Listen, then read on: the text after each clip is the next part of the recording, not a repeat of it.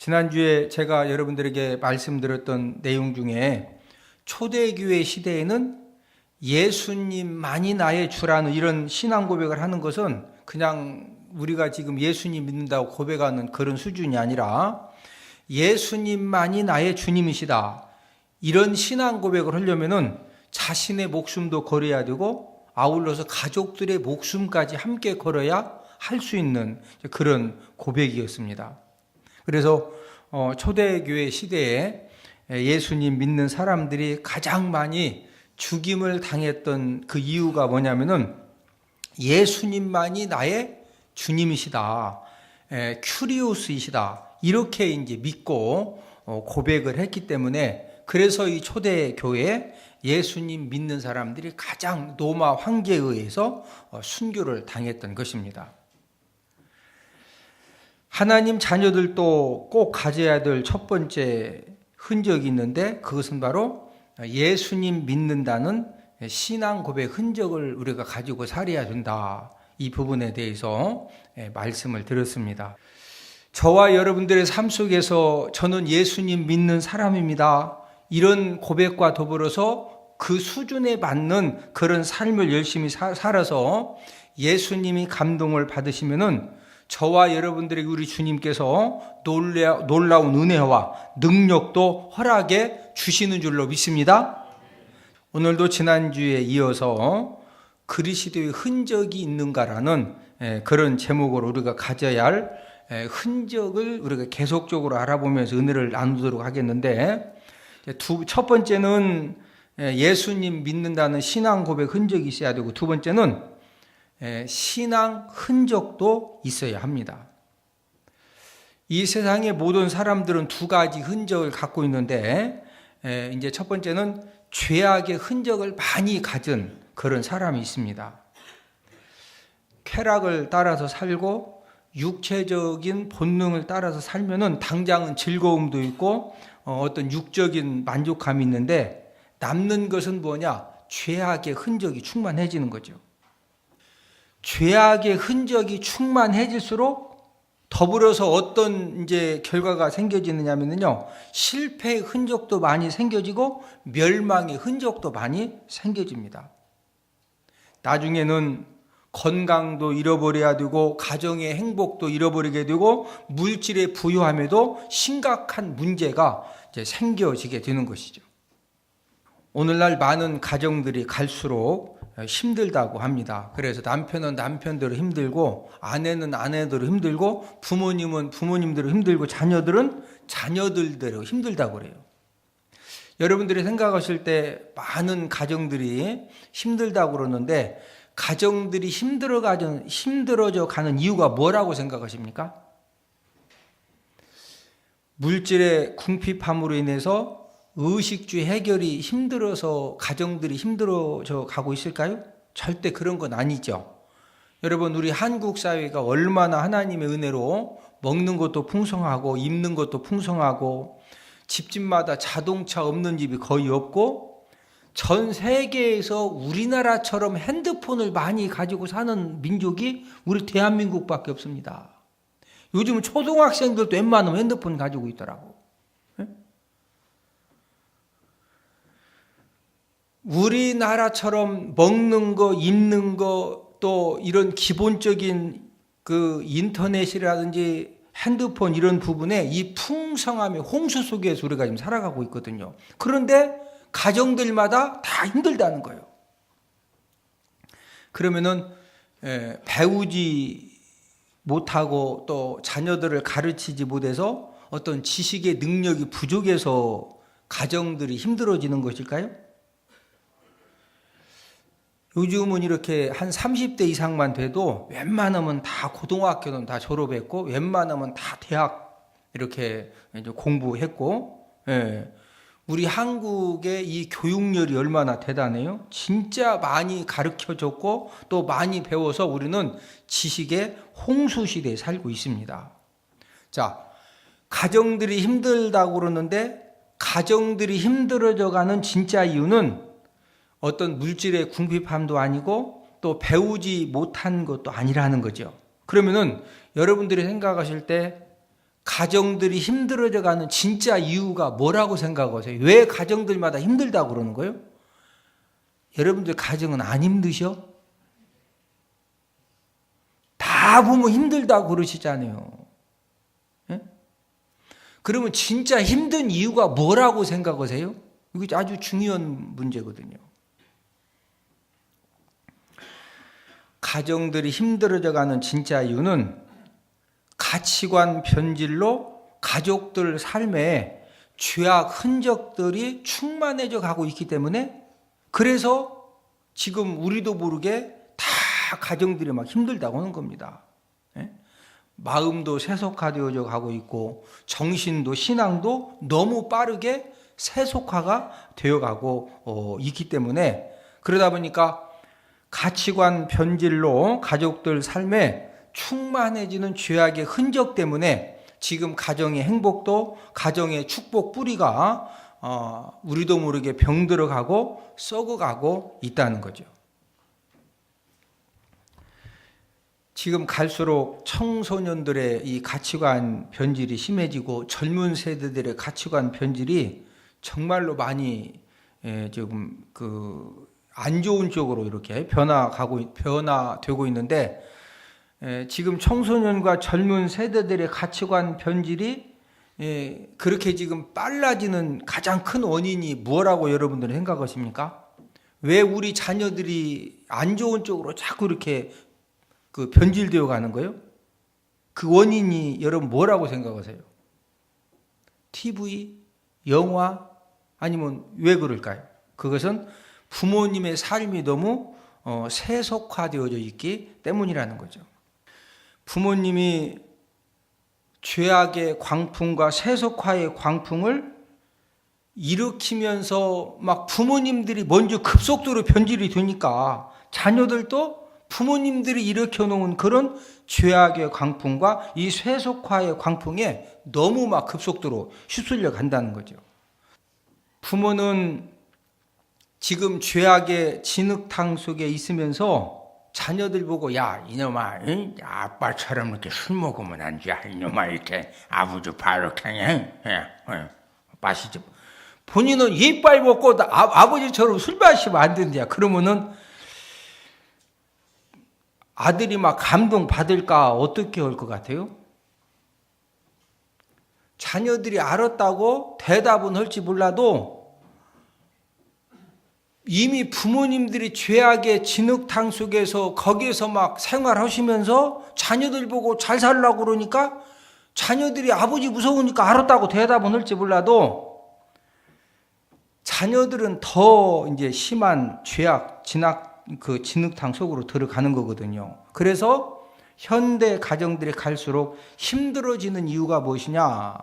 부모님들이 너무나도 이 세속화가 지금 우리도 모르게 이렇게 많이 변질되어진 그런 가치관을 가지고 있기 때문에, 그래서 지금 가정들이 힘들어지는 겁니다. 여러분들은 여러분들의 삶 가운데 죄악의 흔적이 더 많은 것 같아요? 신앙생활 열심히 한 흔적이 더 많은 것 같아요? 자, 신앙생활 열심히 한 흔적을 가진 사람들은 어떤 삶을 사는 사람이냐? 하나님의 말씀을 따라서 좁은 문으로 들어가서 협착한 길을 걸어가는 삶을 살아가는 그런 사람들입니다. 저와 여러분들이 가장 높으신 하나님을 우리가 감동시켜드리고, 또 저와 여러분들의 생사화복을 주관하시는 그 하나님 아버지를 감동시켜드리고 만족시키는 그런 예배를 드리기 위해서는 때로는 물질 이득도 손해보는 경우도 있고, 세상의 즐거움을 즐기는 것도 우리가 다 내려놓아야 되기도 하고, 또 인간관계에서도 손해를 보는 그런 경우도 우리가 많이 겪게 되는 것입니다. 저와 여러분들이 예수님 말씀처럼 세상에서 빛과 소금의 이 삶을 살기 위해서는 우리가 무엇보다도 희생하는 삶, 양보하는 삶, 절제하는 그런 삶을 살아야 되고, 또 세상 사람들이 흘리지 않아도 되는 그런 땀도 흘려야 되고 눈물도 흘려야만이 저와 여러분들이 이 세상에서 빛과 소금의 삶을 살아갈 수가 있다라는 거죠. 놀라운 사실은 저와 여러분들이 정말로 예배 성공의 삶을 살기 위해서, 또 예수님 말씀처럼 세상에서 빛과 소금의 삶을 살기 위해서 우리가 희생하고 헌신하고 양보하고 정말로 남들이 도저히 이렇게 감당하지 않아도 되는 그런, 우리가 십자가의 잔을 마시고 또 고난의 십자가를 져야 되는 그런 삶을 살았는데, 하나님 아버지가 그 모든 것들을 보시고 저와 여러분들에게 영적인 힘을 더해 주시고 축복의 힘을 더해 주시고 치유의 힘으로 충만케 해주시는 그런 놀라운 축복을 은혜로 함께하여 주실 줄로 믿습니다. 성도가 가져야 할 흔적 세 번째는 충성 흔적도 있어야 합니다. 저와 여러분들이 충성 흔적을 어떻게 남길 수가 있느냐, 우리 고린도전서 6장 19절 20절을 한 목소리로 같이 읽습니다. 시작. 너희 몸은 너희가 하나님께로부터 받은 바 너희 가운데 계신 성령의 전인 줄을 알지 못하느냐. 너희는 너희 자신의 것이 아니라 값으로 산 것이 되었으니 그런즉 너희 몸으로 하나님께 영광을 돌리라. 자, 20절 하반절에 보니까 너희 몸으로 하나님께 영광을 돌리라. 이 말씀을 통해서 저와 여러분들의 몸을 우리가 어떻게 사용해야 하는가에 대해서 우리에게 말씀을 해 주셨습니다. 우리 몸으로 하나님께 영광 돌리는 삶을 살라는 것은 곧 우리 몸에 충성 흔적을 남기는 것이 하나님께 영광 돌리는 삶을 사는 것이라는 거죠. 실제적으로 사도 바울의 몸에는 충성 흔적이 충만했습니다. 사도행전 14장에 보면은 사도 바울이 누스드라에서 십자가 복음을 통해서 예수님만이 구원주이심을 전했습니다. 우리가 모든 죄 사함받고 우리가 천국 갈 수 있는 그런 유일한 방법은 우리가 예수님이 내가 지은 모든 죄를 용서하시고 해결하시고 십자가에 달려 돌아가셨다가 3일 만에 부활하신 그 예수님을 믿고 예수님만이 구원주이시다, 예수님만이 주인이시다, 이것을 우리가 이제 고백을 해야 된다. 이렇게 이제 전도를 했는데, 예수님이 구원주이심을 거부하는 유대인들이 사람들을 선동해가지고 사도 바울을 돌로 이제 막 치기 시작하는데, 언제까지 쳤느냐? 죽을 때까지 돌로 친 겁니다. 하여튼 이 돌로 치는데 뭐 할 때까지 쳤다? 죽을 때까지 돌로 때린 겁니다. 예. 그런 다음에 죽은 걸로 이제 확인이 되니까 시외로 끌어서 이제 집어 던져 버린 겁니다. 사도 바울의 온몸에는 이때 돌에 맞은 흉터 흔적과 충성 흔적이 이때 이제 충만해진 거죠. 사도행전 16장에서는 이제 바울과 실라가 빌립보 감옥에 또 복음을 증거하다가 갇혀졌는데, 이때는 온몸에, 사도 바울의 온몸에는 채찍 자국의 흔적이 충만하고 또 이 손목과 발목에는 수갑 자국 흔적이 생겨졌는데, 하나님 아버지가 그것을 보시고 간수와 온 집안이 구원함을 받는 그런 역사를 하나님이 허락해 주셨다는 거죠. 사도 바울은 어떤 사람입니까? 사도 바울은 이 사도 바울의 몸과 이 사도 바울의 삶에는 예수님을 위한 이 충성 흔적으로 가득한 그런 사람이 바로 사도 바울입니다. 예수님에 대한 충성 흔적이 충만한 삶을 살았기 때문에 하나님 아버지께서 사도 바울에게 어떤 은혜를 주셨습니까?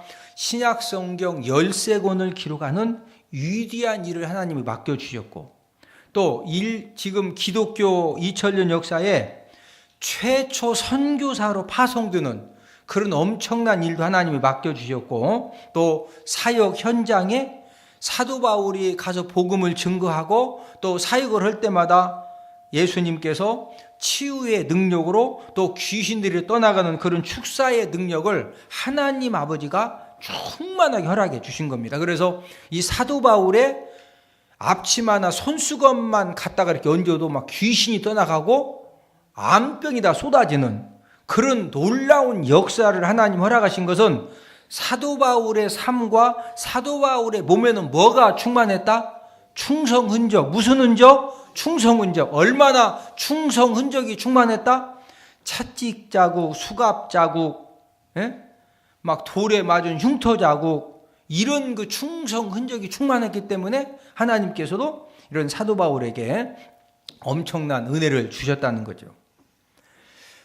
이처럼 구원받은 하나님 자녀들도 저와 여러분들에게 하나님 아버지가 무슨 흔적을 갖기를 원하시느냐면은 충성 흔적을 가지라는 거죠. 무슨 흔적? 충성 흔적.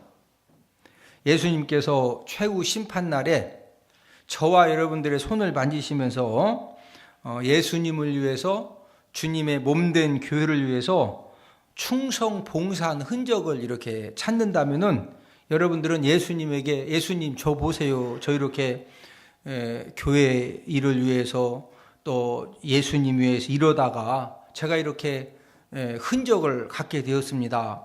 어떻게 보여드릴 충성 흔적은 여러분 갖고 계십니까?